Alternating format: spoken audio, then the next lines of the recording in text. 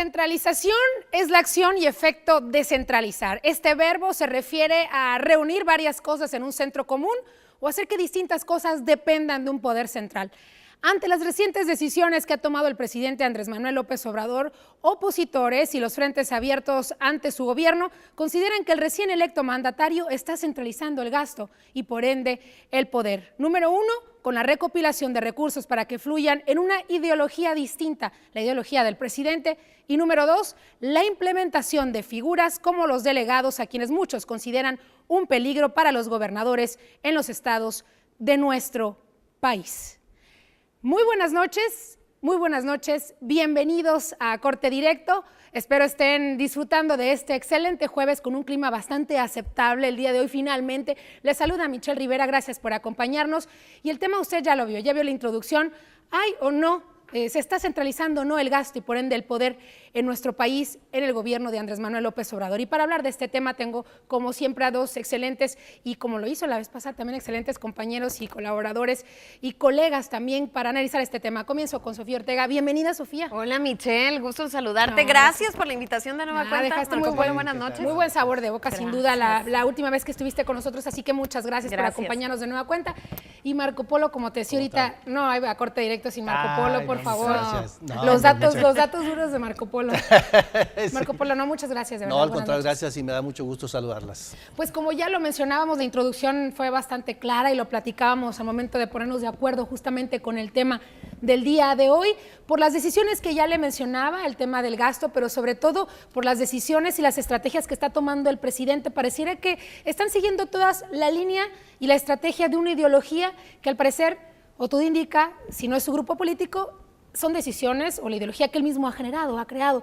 ¿Ustedes consideran que se está centralizando el poder, Sofía? Fíjate, yo creo que, bueno, es un tema muy amplio, sí, evidentemente, el asunto de la centralización o no del poder, pero creo que necesariamente tendríamos que hacer una evaluación con lo que ha sucedido en gobiernos anteriores, porque evidentemente cada presidente que llega al poder llega con su ideología y con el asunto de las obras prioritarias, que justamente eso hablábamos, obras prioritarias, pues para el presidente de la República, ¿no? No sé qué tanto o en qué tanto sentido para la mayoría de la población, pero sí obras prioritarias tomadas en cuenta desde un escritorio en la mayoría de las ocasiones. Lo que hemos visto en gobiernos pasados, pues es evidente a los ojos de todos. Yo creo que un punto importante y a lo mejor favorable para el presidente Andrés Manuel López Obrador para hablar sobre la centralización o no, sería esta propuesta que todavía no se ha aterrizado, pero propuesta que está en el aire, propuesta incumplida hasta el momento, le pudiéramos poner así, el tema de enviar hacia cada uno de los estados pues las dependencias, diferentes dependencias de gobierno. En el caso de Cajeme, pues todos sabemos, nos toca la Secretaría de Agricultura, decíamos propuesta incumplida, porque bueno, se suponía que desde diciembre del año pasado, desde aquí iba a estar despachando el secretario de Agricultura. Pero ¿no? ahí pasó algo que después resultó a mí, desde mi punto de vista, bastante grave, que no se había presupuestado del todo, no se había incluido dentro de un proyecto. Lo mencionaba Sofía, Marco Polo, se está centralizando el poder, y preguntarte también si es así, si lo consideras, dependiendo tu respuesta, ¿para qué se estaría centralizando el poder? Buenas noches una vez más. Noches. Sí, considero que es la estrategia también del presidente en esto. Yo siento que mucho tiene que ver su idea de combatir la corrupción.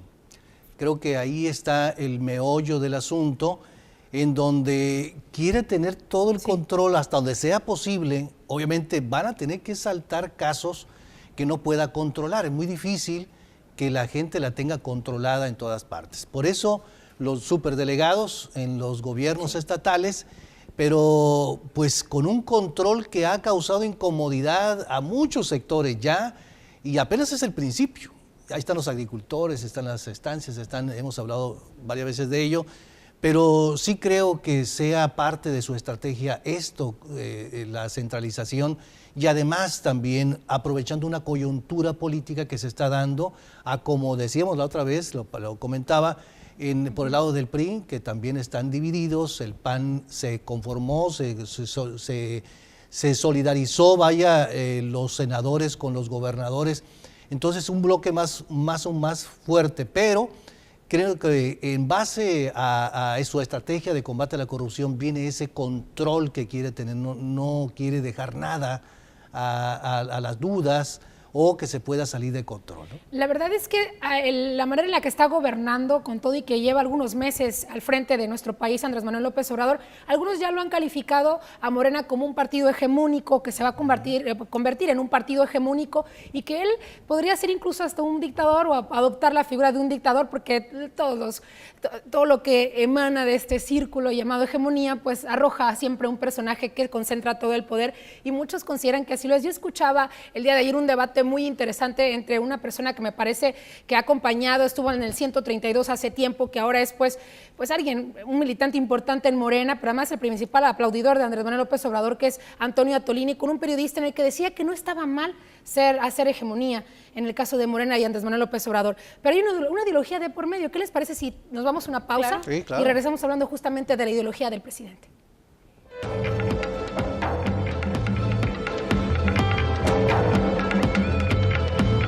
Estamos de regreso, estás viendo a Corte Directo a través de la señal de TVP y hablamos sobre el poder y si se está centralizando o no dentro del gobierno de Andrés Manuel López Obrador. Vamos a platicar un poco más a fondo más adelante sobre el tema económico. Vamos a intentar platicar con Jesús Villegas, él es economista, especialista en finanzas desde la capital del estado, quien ha en diferentes espacios informativos planteado una situación que tiene que ver con la creación de una oficialía mayor que estaría dejando de lado a las secretarías y a las paraestatales y por ende acaparando todo el poder económico en el país para que a través de un dedazo se elija a dónde van los recursos. Una teoría muy interesante y bueno, la podemos platicar con él más adelante. Yo le preguntaba a Sofía y a Marco Polo y a usted, auditorio también que nos ve a través de la televisión, si consideran que se está cumpliendo cabalmente la ideología del presidente Andrés Manuel López Obrador, Marco Polo, y si en lo que está trabajando en este momento es realmente lo que él quería o está siendo realmente empujado por la situación del país. Hay una combinación. Yo creo que la realidad es muy distinta a lo que se proyectaba cuando no era presidente.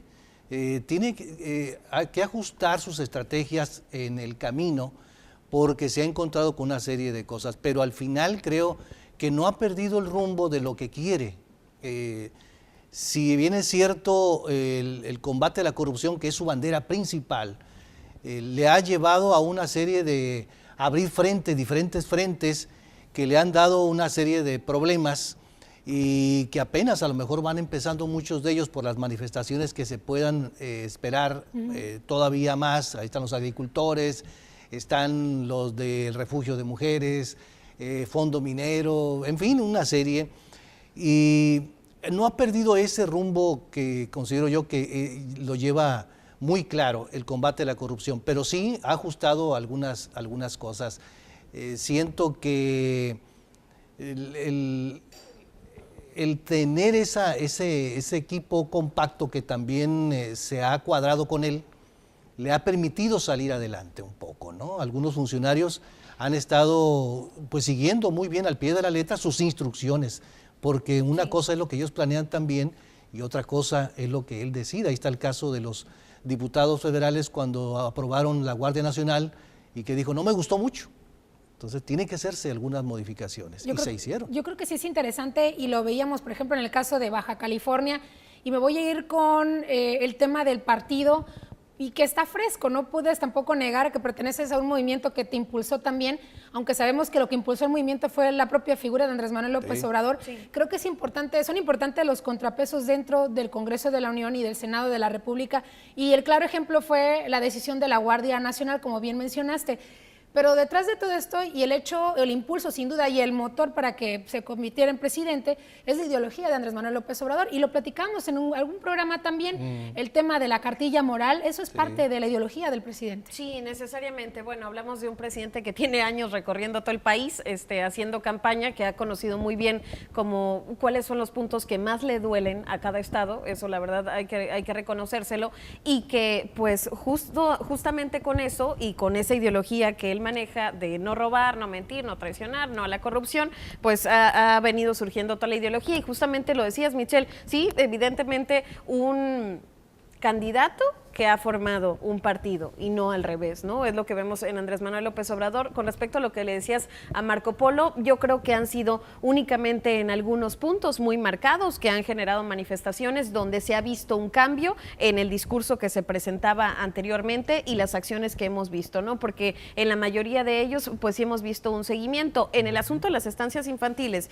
incluso Andrés Manuel López Obrador hablaba de las guarderías y las estancias infantiles de calidad para favorecer la incorporación de las mujeres a la estructura laboral de la Sede Sol. Una cuestión que ahora, pues evidentemente ha cambiado, ¿no? La idea de quitarle la lana a las estancias infantiles y dársela a los padres de familia es nada más un ejemplo de algunos de los casos donde hemos visto algunos cambios ya en el poder, ¿no? Yo creo que el tema de los programas sociales es donde más se han tomado decisiones relacionado a lo que estamos hablando en este momento, ¿no? Sí, sí, definitivamente. Ahorita hay más de 5,600 programas sociales en el país que todos están marchando a la misma vez.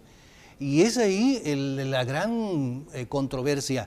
Yo siento que también se ha manejado un tanto cuanto políticamente el asunto del presupuesto, los recortes, porque se acordarán que con las estancias infantiles decían, los quiere desaparecer. Y no era la idea desaparecerla. De hecho, el presupuesto ahí está. Hubo un recorte, sí es cierto, como lo ha hecho en otros rubros, en otros programas sociales también, pero no desaparece. La idea central de todo eso es otorgar los recursos directamente a los beneficiarios. Y no es algo nuevo, esto es algo que ya lo traía, porque si echamos un vistazo hacia atrás, cuando tomó posesión en su discurso de los 100 compromisos, que fueron más de 100, sí, como 120 más o menos, el número 28 fue de que él hacía el compromiso de que los recursos tendrían que llegar directamente a los beneficiarios y se iba a eliminar a los intermediarios. Así es. Y así ha sucedido. En el caso de las guarderías, se elimina, ahí se vio, yo lo siento así, se vio que un presupuesto no llegaba totalmente a los beneficiarios. Alguien en el camino se quedaba con un... Lo inflaba. Sí, o lo arañaba, ¿no? Sí. Le quitaba una parte y le iba quitando y al final no llegaba completo. Y dijeron, bueno, sacando cuentas, ¿cuánto es lo que llega realmente a la operatividad de las guarderías? Pues X. Entonces vamos trabajando sobre un presupuesto similar. Y eso pasó también, por ejemplo, con el Fondo Minero, ¿sí?, que ahora están luchando de lo más reciente. Y lo mismo, ya le quita la facultad a los gobiernos de los estados a decidir las obras que se van a hacer. Claro, había una comisión, 3 partes del gobierno más la población donde están las minas, pero de alguna manera se llevaba una parte de los gobiernos estatales y municipales. Entonces, ¿saben qué? Si la idea es beneficiar a las comunidades donde se lleva a cabo la actividad minera, pues que venga directamente ahí. Entonces, en todos los rubros estamos viendo eso, de ahí los recortes. Creo que es parte de esa lucha que he llevado en ese control de los programas sociales también, de que llegue a los beneficiarios. Yo escuchaba y así lo he sentido también después de haber también las expresiones de diferentes analistas y especialistas en temas de política, pero sobre todo que analizan mucho a Andrés Manuel López Obrador, lo han relacionado con, siempre nos tocó a algunos que nos están viendo en este momento vivir en la época, en los 70s, cuando Luis Echeverría fue presidente de la República, lo colocan como alguien que buscaba centralizar justamente el poder, donde contaba con el gasto, como ya lo mencionaban, de la misma estructura como una oficialía mayor, pero sobre todo la participación de personajes, de los delegados, de sus secretarios de gobierno, que concentraban todo el poder y que le quitaban mucho poder a los gobiernos en ese entonces. Entonces relacionan mucho a Andrés Manuel López Obrador con Luis Echeverría justamente, y que podría potencializar esa figura a la que pues muchos no le gustaban. Y en este caso en Sonora tenemos aquí un delegado, un superdelegado, que es Jorge Tadei, sí, que bueno, representa todos los mensajes de Andrés Manuel López Obrador, pero que ha chocado mucho con justamente gente que está encabezando esas luchas, o a las que les han quitado el recurso o el poder para poder seguir trabajando, como es el tema de las estancias infantiles, el fondo minero. Y ese es un tema muy interesante a debatir. ¿Qué les parece si regresamos Perfecto, para hablar justamente en específico del representante del gobierno de Andrés Manuel López Obrador, el representante Jorge Tadei? Vamos a una pausa, estás viendo A Corte Directo, ya regresamos.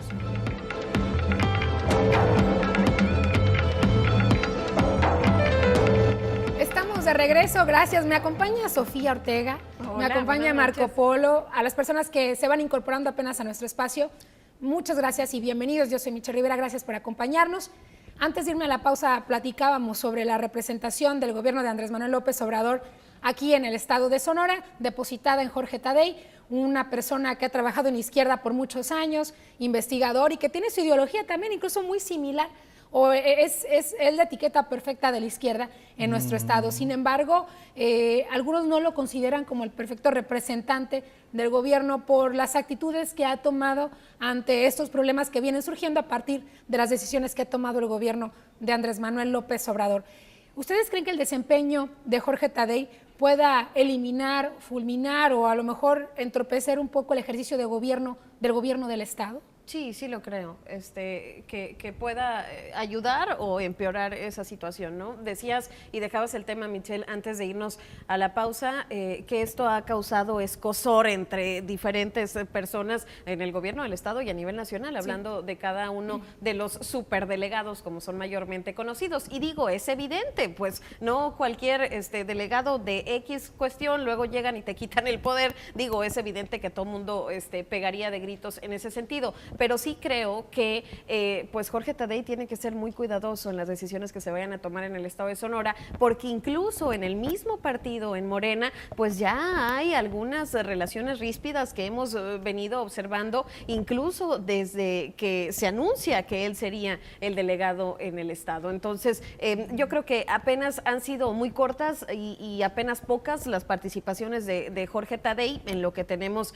del gobierno de Andrés Manuel López Obrador, pero de que puede causar así como cosas positivas, cosas muy negativas su actuar, necesariamente sí. ¿Cómo ves tú, Marco Polo, la participación de Jorge Tadei? Yo siento que ha hecho falta más mano izquierda de Jorge Tadei.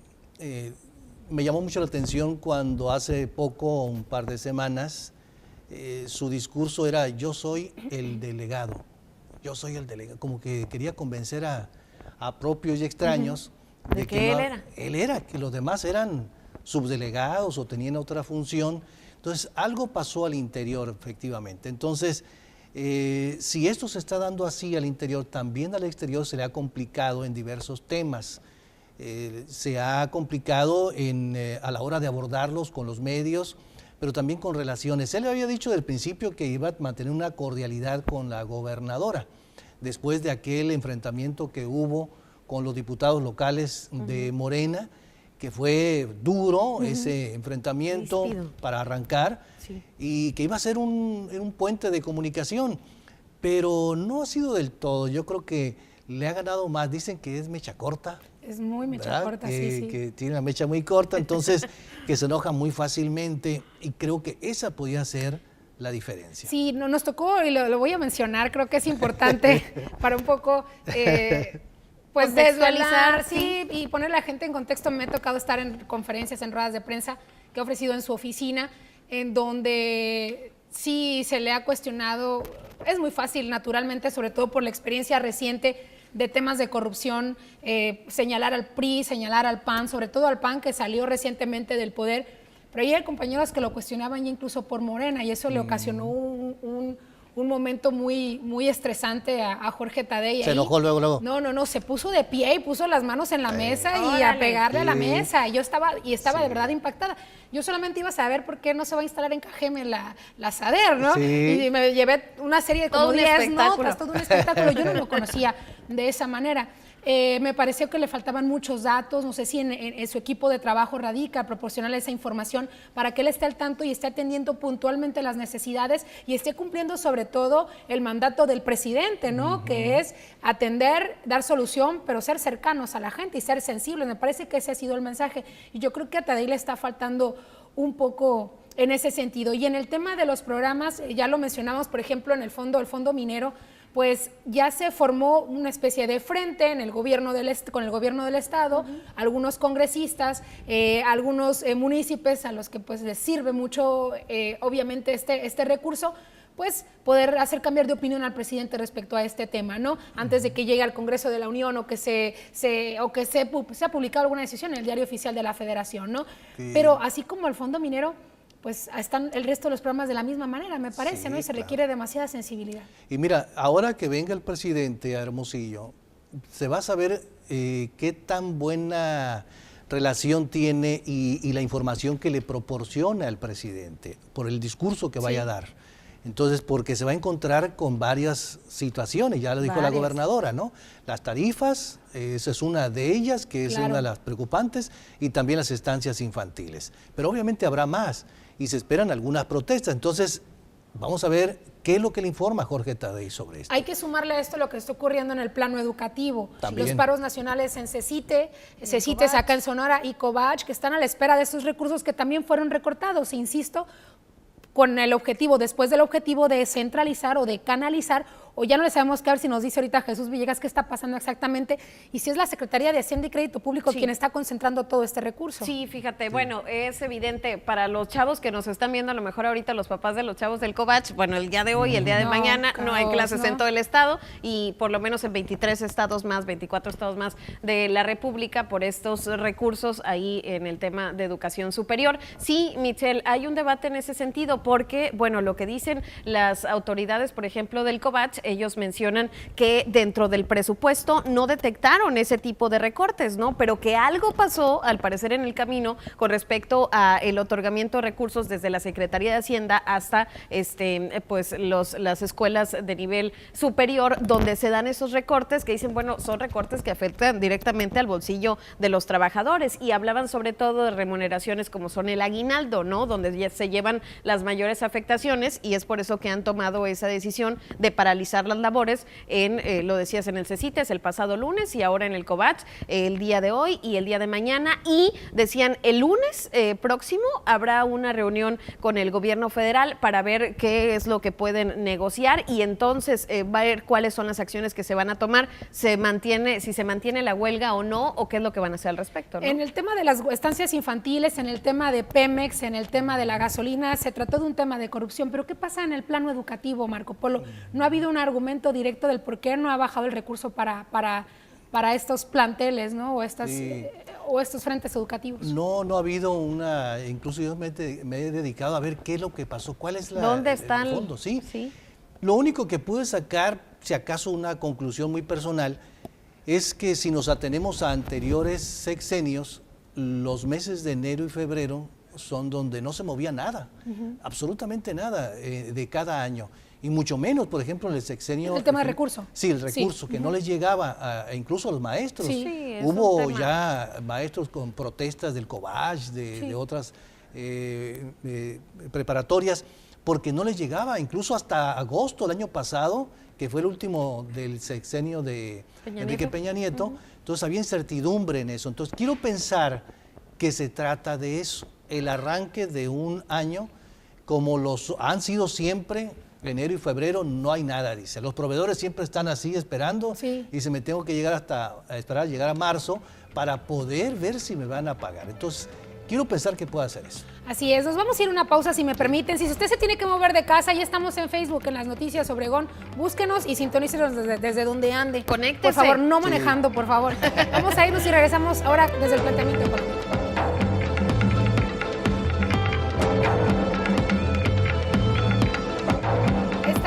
De regreso, gracias por la sintonía. Le platicaba yo de la posibilidad de platicar con Jesús Villegas, economista especialista en temas de finanzas allá en la capital del estado, y sobre todo porque con él platiqué, y les voy a comentar la inquietud de poder abrir el micrófono y la imagen también para la participación de Jesús, porque tiene una teoría respecto al tema del dinero, y posiblemente es lo que está pasando también con los planteles educativos como el Covach y el CECITE, en el que a lo mejor la Secretaría de Hacienda está realizando algún filtro o está haciendo una especie de dedazo para definir primero pues prioridades y gastos urgentes. A lo mejor los programas sociales son prioridad para el presidente de momento, pero no nos lo han dicho tan abiertamente, ¿no? Claro. Entonces, Jesús, yo te agradezco mucho la llamada, nos regales unos minutos, estoy con Sofía y Marco Polo y te escuchamos. ¿Cómo estás? ¿Qué tal, Michelle? Un gusto saludarte a ti y a todo el auditorio de ustedes. órdenes. Muchas gracias, Jesús. Yo adopté mucho el tema de la gran oficialía mayor que está concentrando todos los trabajos de las secretarías y paraestatales con el tema del gasto. Si lo puedes compartir con el auditorio de TVP y con Marco Polo y Sofía.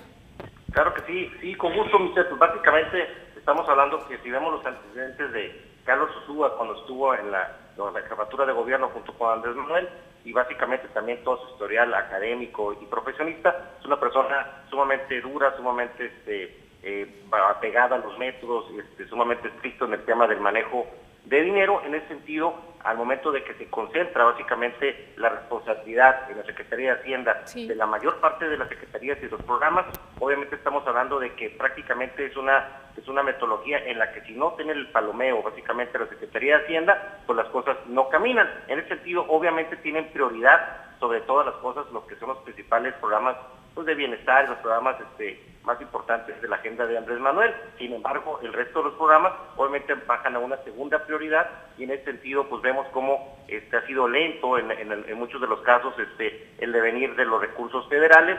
También hay cambios en el tema de las reglas de operación de muchos de los fondos, y pues una serie más de factores adicionales que hacen que obviamente esté fluyendo mucho más lento el tema de los recursos federales pues a las entidades y municipios, ¿no? Oye, Jesús, ahorita nos preguntamos por acá en el set, pues ya sabemos por qué está retrasado el dinero para las estancias infantiles, para otros programas, pero ¿qué pasa con el tema del Covach y de CECITE? ¿Tú tienes de casualidad datos que no sabemos nosotros y que no nos lo han dicho a través de las conferencias mañaneras del presidente?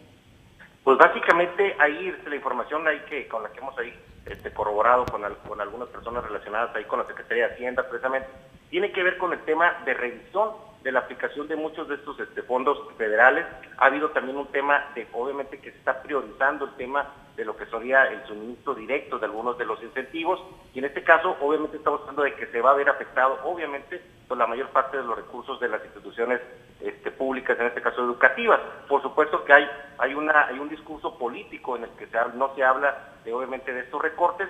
Sin embargo, en la práctica, lo que ya vemos directamente en el compromiso de tener que cumplir con otros programas, en ese sentido sí habrá recortes importantes, y no solamente en las instituciones como las que tú comentas, en temas como por ejemplo el caso del Sinvestar, por ejemplo, de los organismos de evaluación educativa, el tema del propio CONACYT, que también previamente lo habíamos había comentado. Todos esos organismos finalmente, que es el sector educativo, como también otros también, como el sector también energético, como el sector también de salud, pues tendrán recursos, tendrán menos recursos para este año, pero obviamente el discurso político pues va en otro sentido, ¿no? Así es. No sé si Sofía o Marco Polo tienen alguna pregunta a Jesús. Jesús, una duda en ese sentido. Comentábamos que, bueno, habíamos estado hablando con gente del sindicato del Covach, tomando uno de los puntos principales en este momento, y nos comentaban que, bueno, evidentemente en el presupuesto sí estaba avalado pues todo este tipo de prestaciones que ahora menciona la gente del sindicato, que se les están recortando, refiriéndose específicamente al tema del aguinaldo. Si ya está especificado en el presupuesto, aunque la gente de la Secretaría de Hacienda esté tomando otros temas como prioridades, aunque sea más lento, ¿tendría que llegar ese recurso?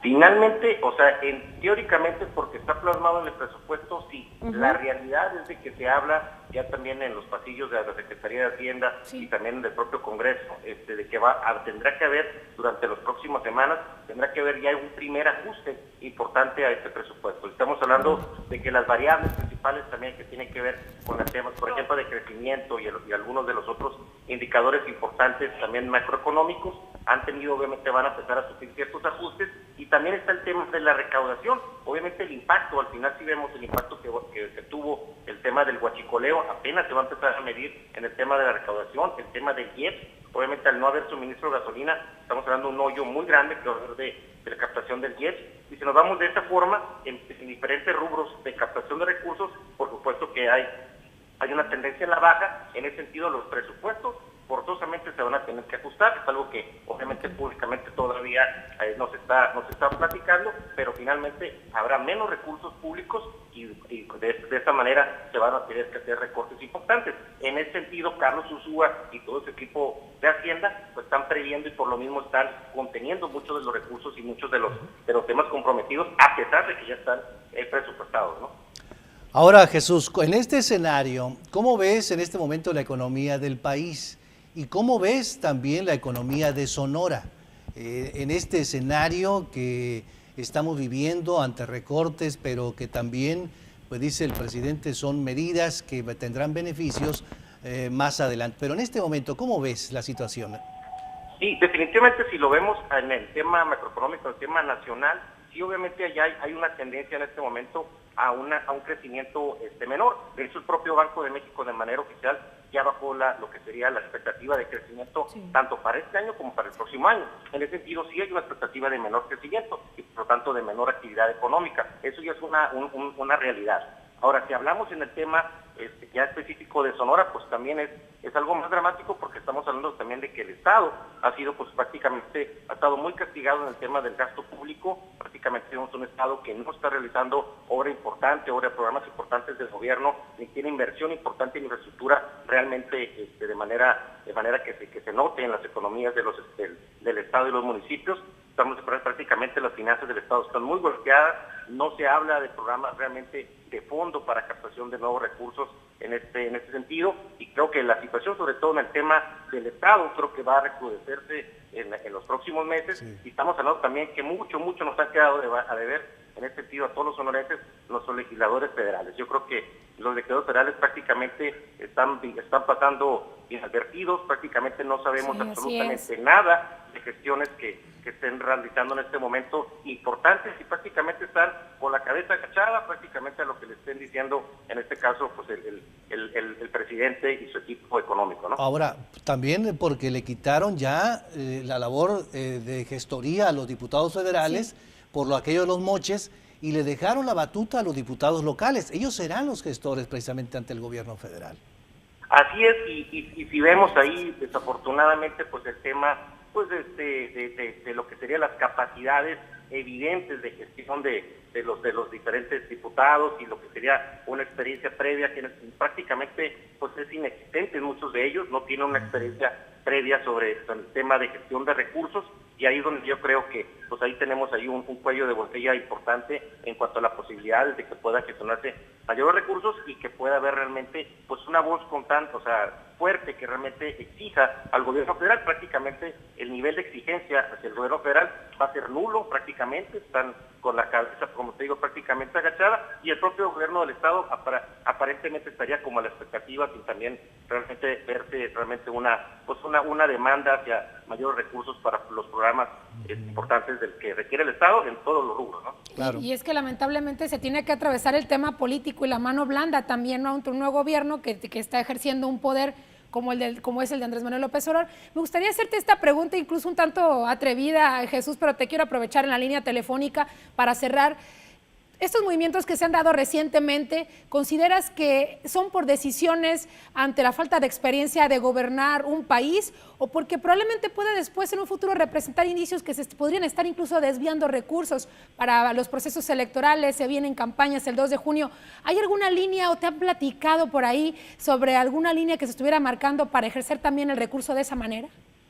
Pues prácticamente ahorita la apuesta obviamente de los programas clientelares, los programas de impacto social realmente que está manejando el gobierno, por supuesto que al final tienen una jiribilla política importante, que obviamente de cara a los siguientes comicios electorales. En ese sentido es obvio y es claro que el tema de los apoyos directos a la ciudadanía, el incremento en segmentos directos como son los adultos mayores, como son los jóvenes directamente que no estudian ni trabajan, obviamente pues estamos hablando de un mercado importante que sería para las próximas pistas electorales, y por supuesto que eso de alguna otra manera pues está influyendo en la manera en que está pues prácticamente priorizando el gasto del gobierno federal. Es evidente que está ligado una cosa con la otra, como bien comentas, Michelle. Bien, pues te agradecemos mucho, de verdad, Jesús, nos hayas regalado estos minutos para precisar algunos datos también, y sin duda este tema se lo dejamos al auditorio a su consideración, ¿no, Jesús? Que ellos pues también se informen sobre lo que está pasando, pero sobre todo cómo tienen que aterrizar los programas sociales, ¿no? Como especialista, pues lo has hecho en los espacios informativos, haces responsablemente esa recomendación, y pues muchas gracias, Jesús.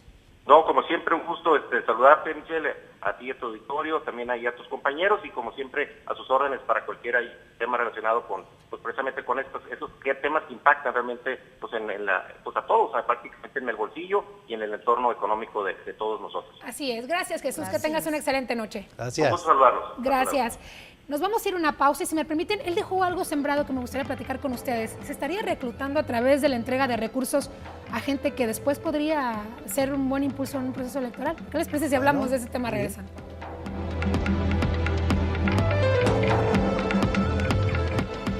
Estamos de regreso a corte directo a través de la señal de TVP y hablamos sobre el gobierno de Andrés Manuel López Obrador, que es tema y esa agenda de todos los días, sin duda. Sí, y va a ser así es, y va a ser de aquí en adelante y probablemente en muchas ocasiones nos va a ver platicando sobre este tema, sobre todo porque estamos junto con él conociendo una nueva etapa de administrar un país, ¿no? Claro. Ya conocemos la de siempre, la de verdaderamente hegemónica del PRI de muchísimos años, la del Partido Acción Nacional que trató de ser una alternancia y que ha fallado.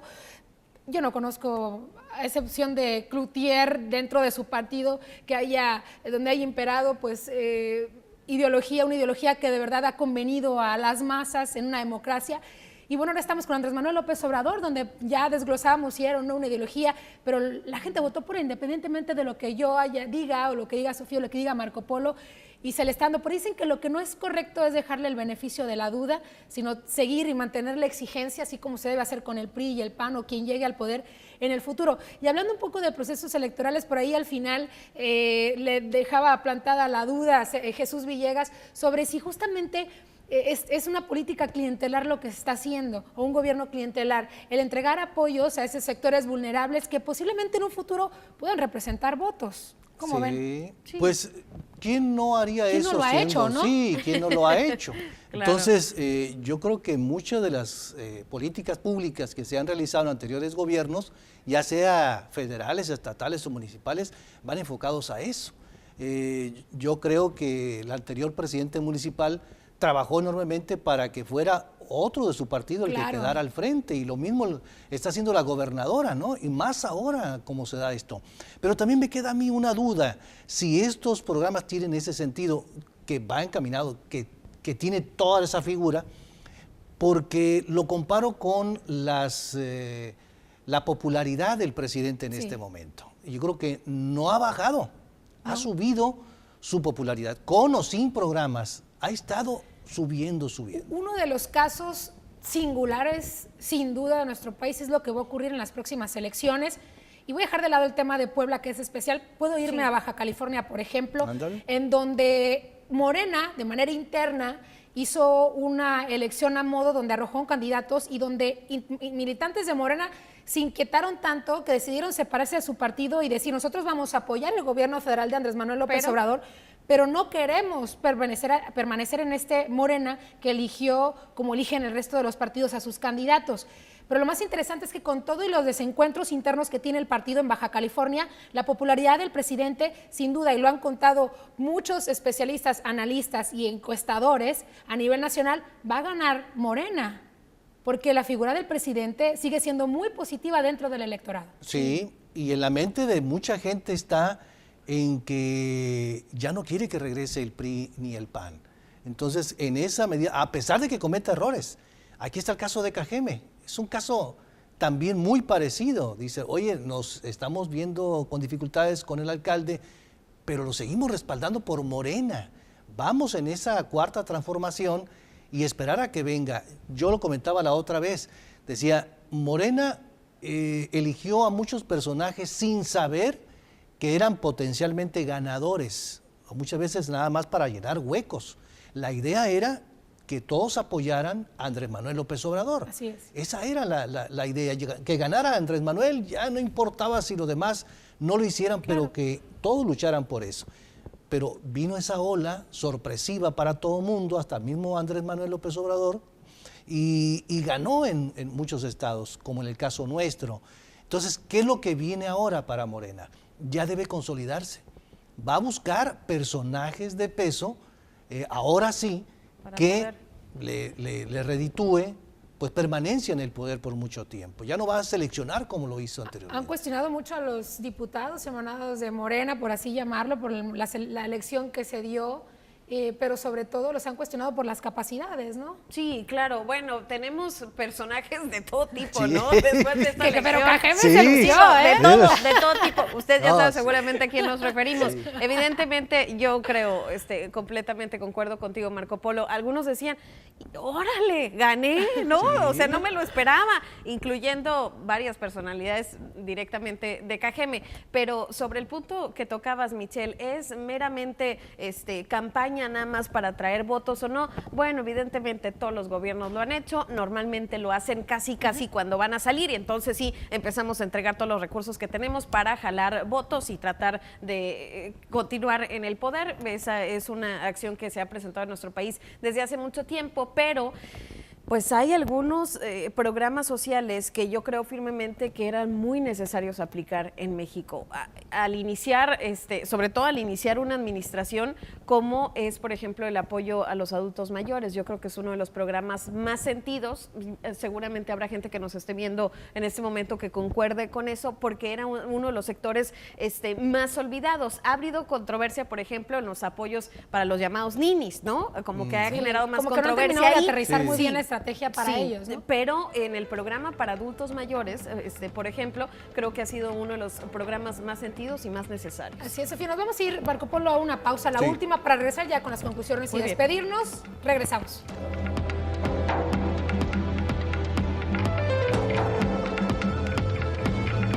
Estamos de regreso para cerrar nuestra edición del día de hoy de A Corte Directo. Está conmigo Sofía Ortega, quien le agradezco como siempre, pues nos acompaña, y Marco Polo, quien terminando lógicamente de este espacio, corre a su espacio informativo a la tercera edición. Y pues gracias, les invitamos siempre a que nos acompañe a través de las redes sociales. Estamos como TVP Obregón en Twitter y en Facebook también como Las Noticias Obregón. Búsquenos, es muy fácil de encontrar. Además, he visto unos contenidos de TVP, unos reportajes e historias de Obregón sí. que se están... Muy que han estado subiendo muy interesantes, de mucha calidad y son dignas de compartir.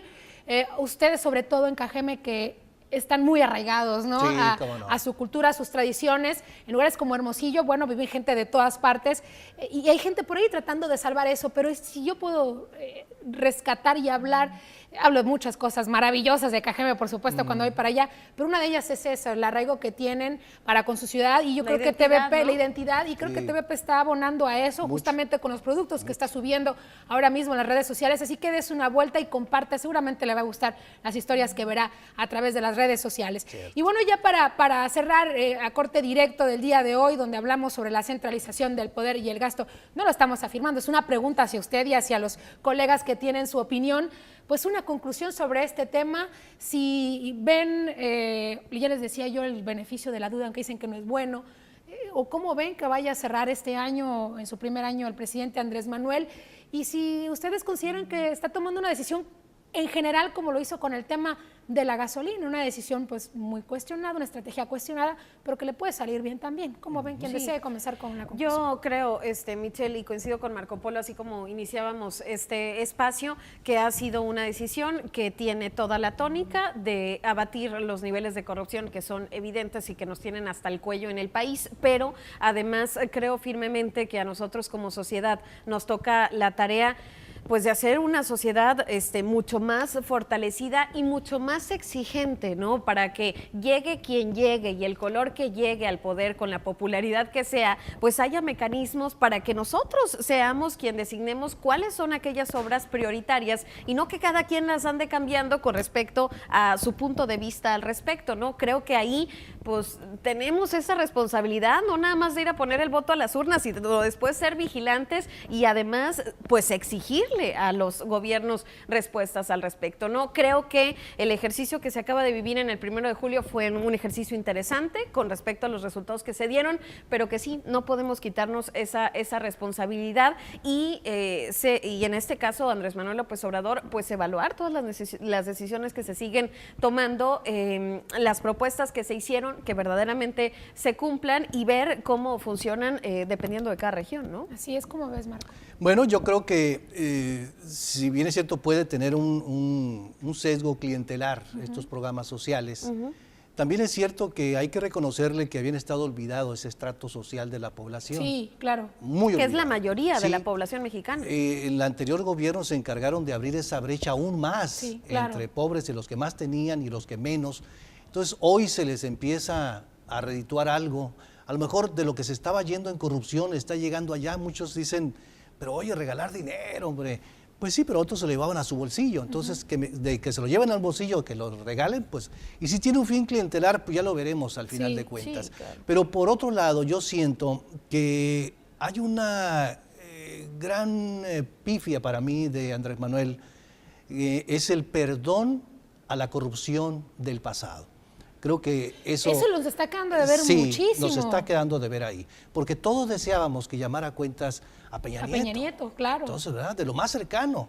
A lo mejor Fox y Calderón y todo Ya, eso ya. pudiera, pero con Peña Nieto sí, por todo lo que trajo, las consecuencias de que hoy estamos viviendo. Consecuencias en estos recortes, consecuencias en la nueva forma de hacer. Yo creo que el padre de la corrupción, dice el presidente que fue Carlos Salinas, pero yo creo que es Peña Nieto con todo lo que armó y lo que dejó en el país. Lo dejó muy lastimado. Así es, yo creo que cuando vemos imágenes en las redes sociales como el de esta persona de la tercera edad intercambiando el pago de un certificado de nacimiento para su nieto con 3 varitas, que era de apio, de cilantro, son situaciones que te deben de indignar y sin duda fue lo que llevó a que el presidente que tenemos ahora pues haya sido electo, porque la gente buscaba pues una opción diferente ante todas las opciones que ya han transitado en nuestro país y que pues no han funcionado, por lo menos de los últimos 3, 4 sexenios, pues no lo hemos visto así. Yo les agradezco mucho. No, al contrario. Gracias, Sofía, Michelle, se Marco nos fue Polo, volando. se nos fue Sí, volando el rápido. tema, pero es que también así son estos temas. Y gracias a Jesús Villegas, pero sobre todo gracias a usted que nos acompañó en esta hora